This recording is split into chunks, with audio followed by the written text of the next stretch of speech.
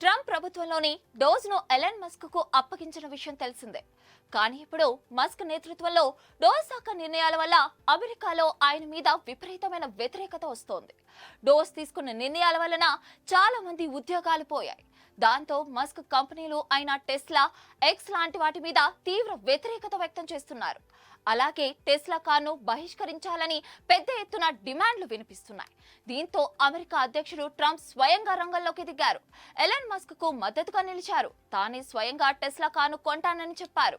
అన్నట్లుగానే Trump Tesla కార్ను కొన్నారు. అంతేకాదు దాని ఓనర్ ఎలన్ మస్క్ ను కూడా పక్కన కూర్చోపెట్టుకొని డ్రైవింగ్ కూడా చేశారు. మరోవైపు ట్రంప్ కోసం మస్క్ ఏకంగా 5 కార్లను వైట్ హౌస్ కు తీసుకొని వచ్చారు.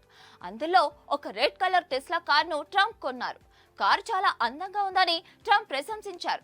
సుమారు $80,000 ఉన్న కార్ని ట్రంప్ మార్కెట్ ధరకే కొన్నారు. ఎలన్ మస్క్ డిస్కౌంట్ ఇస్తానన్నా వద్దని చెప్పారు.